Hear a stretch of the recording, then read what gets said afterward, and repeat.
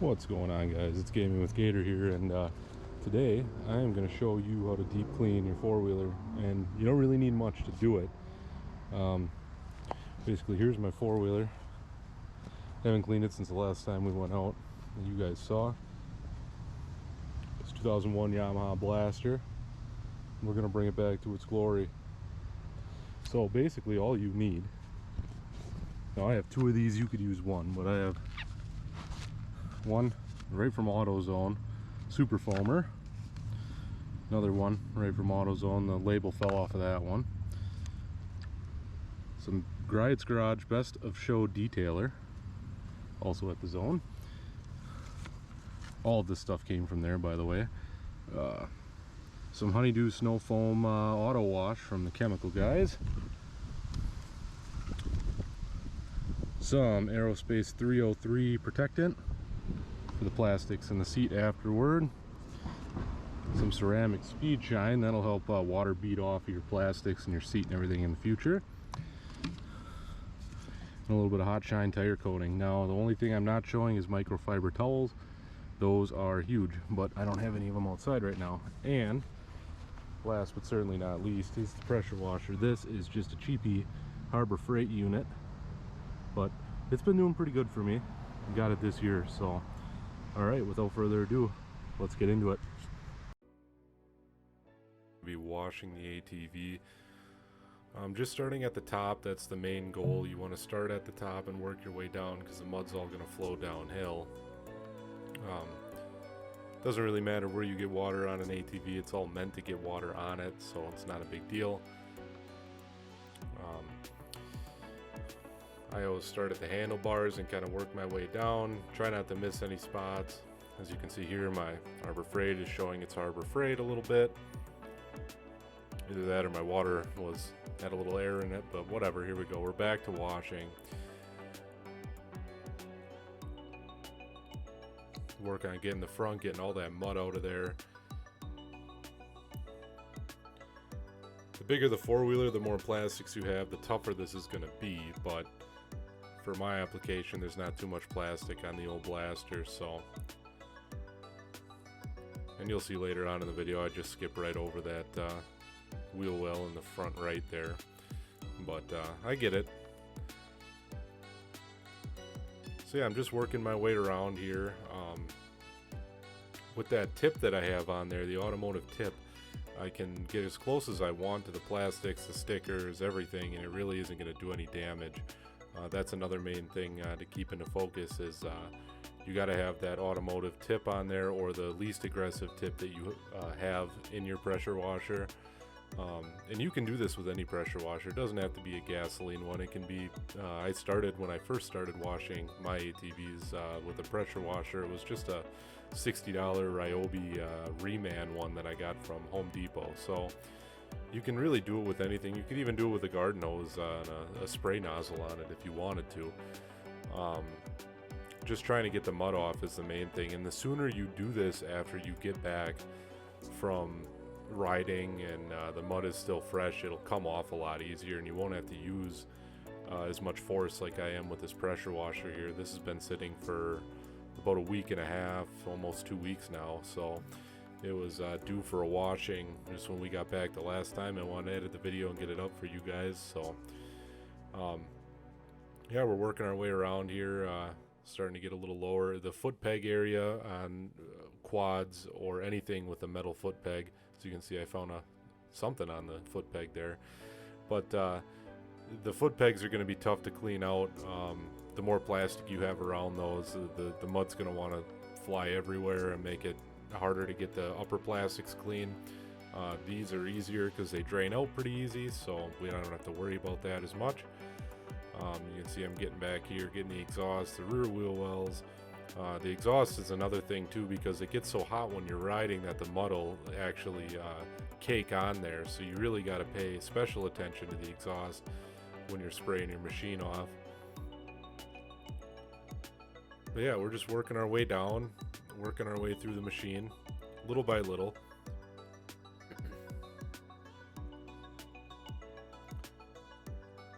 And you can even spray the chain area and everywhere else. I've never had an issue with it. The chain is coated in engine oil, so it's going to beat the water off anyway.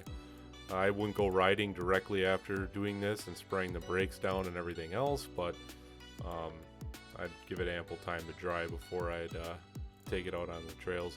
You see here, I'm trying to get the rim about as good as I can there. It's pretty tough to get these rims clean, any rim on a car or four-wheeler, anything really. So yeah, we're just working our way through. You see I got the camera a little wet there, but yeah, that's basically your first step, and I call it the most important one because you're trying to get all your mud off.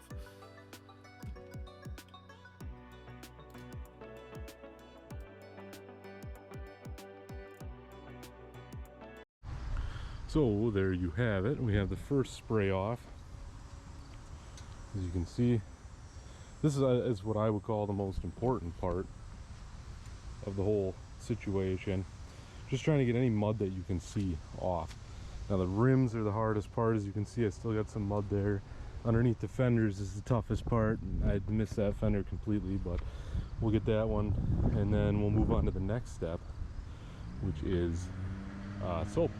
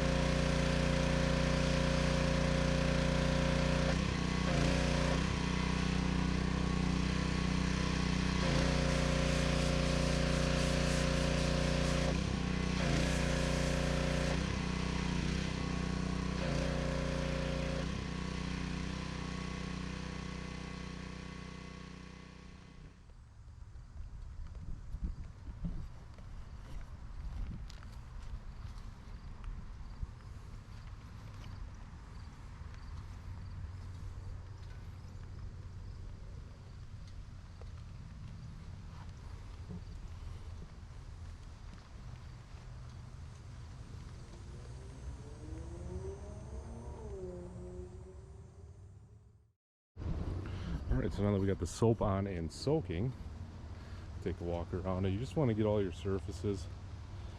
Now, if this was a car, I'd say take your sponge and start really scrubbing, but I just kind of let the soap sit on there. Because you'll see in a minute here, when you grab the pressure washing handle and you actually start using it, it'll work pretty good, even if you didn't soap it. So basically, I should show this too. So this is the nozzle I'm using. This is their automotive, basically their automotive spray nozzle, and I think it works pretty good. This sticker has kind of been falling off since I got it, so you can't really pull that into effect. But like this sticker over here, I've hit it with that a few times and it's still good to go. So yeah, you don't really got to worry about that too much. But yeah, as you can see, it's already looking way better than when we started. And that's really the point, you know, get that silver shining up, and we're about to get it back looking like a proper 01 Blaster again. So as you can see here, I'm getting ready to spray off the soap, and really the main thing here is just get all of the soap that you can, or get it all off of the machine.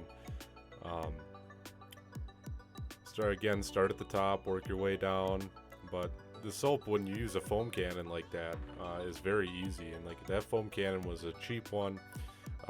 That is something that is exclusive to the pressure washer, and you got to have a pressure washer that's power. You know, it has enough power to run a foam cannon. But you can use soap too. Soap in a bucket will work just fine on a sponge. I used to use Dawn dish soap in a 5-gallon pail and an old sponge, and it would work just as good as the foam cannon. The foam cannon just it looks cool, and it's a little easier than Dawn in a bucket. So yeah, just make sure you get all the soap off and move on to the next step.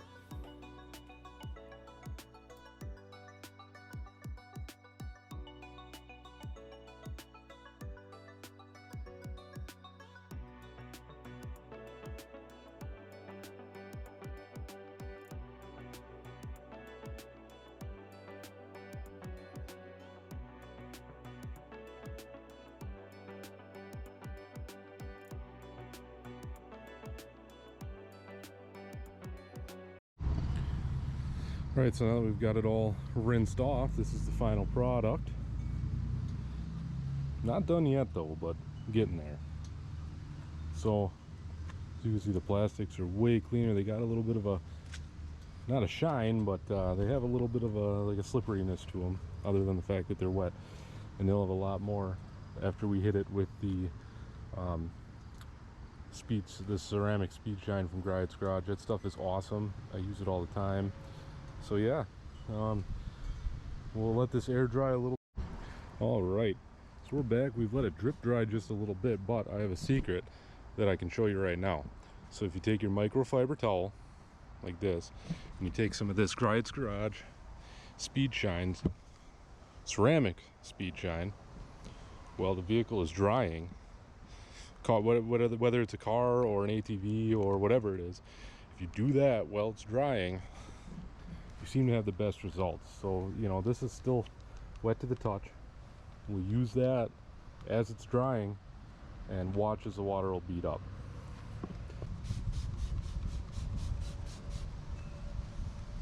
And wipe away. Basically, you're wiping the plastics dry using a little bit of that as well. And it works pretty good.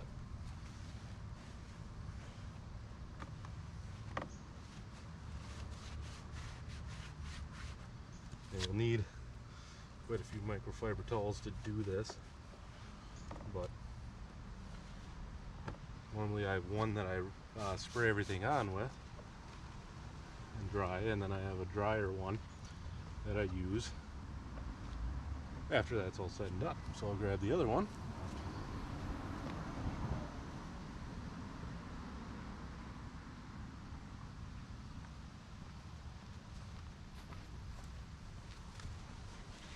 This is the drier one.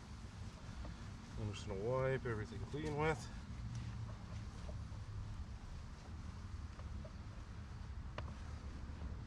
Like so.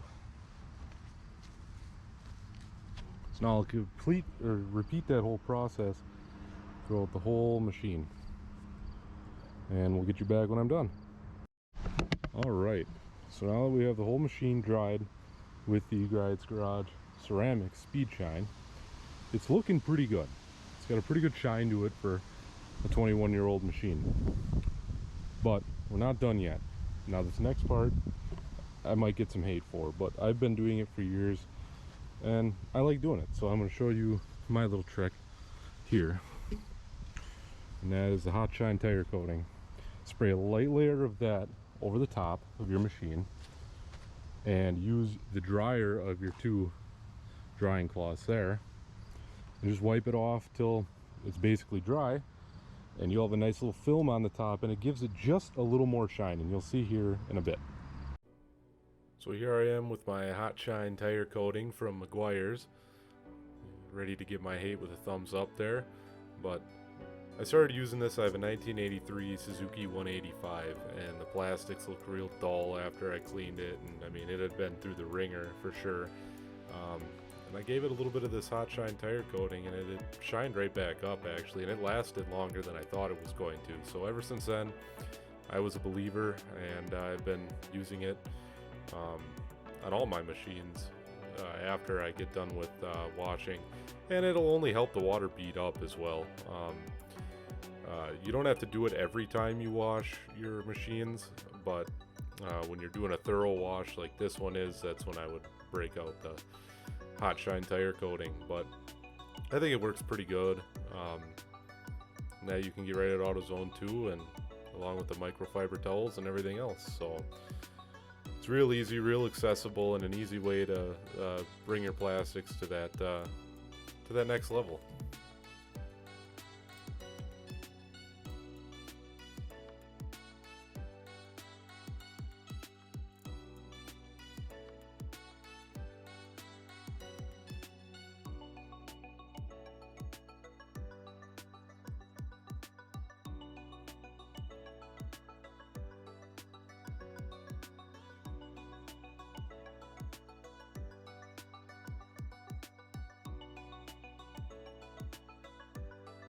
Alright, so now that you got the thing shined up just a little bit more, you can feel, it feels a lot better, looks pretty good. Now we got to focus on the seat. Now I know my seat's blown out here.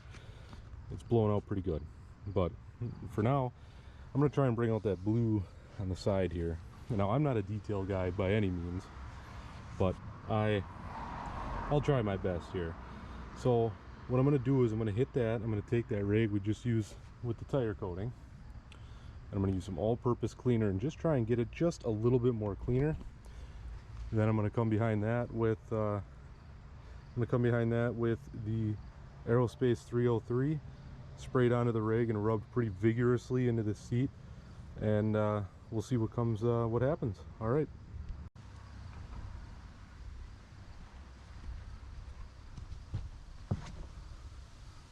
Okay, so I got my spray 9. I got a different rag here, but it's all dirty, but it'll work fine. Try to reduce the overspray on your nice looking body panels, but that's fine if a little bit gets on there. We'll clean off. Give that a generous amount, and then just get to cleaning.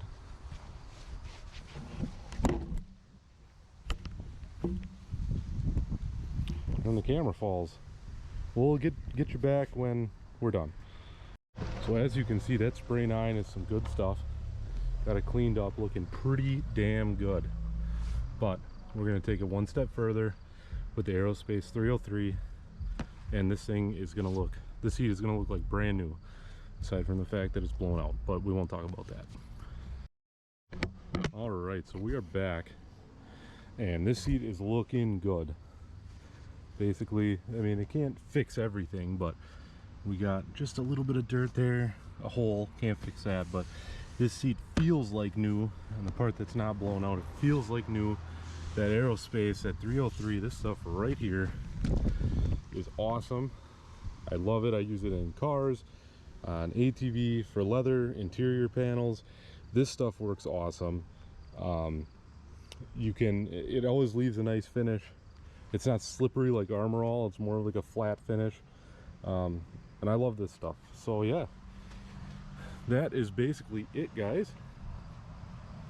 But we'll do a final walk around here of the machine, all cleaned up, ready to go get some mud on her. Now if I wanted to go a little further, I could get into the tires and clean those up, but I don't have my jack out here right now, and to do that properly you got to jack them up and spin them to fully clean. But I got pretty good. This was more focusing on the top, the plastics, all that stuff. If you guys like this video, smash the like button, and I can do a video on cleaning the rims and the tires in a whole separate video. And yeah, so now she's all cleaned up and ready to get muddy again.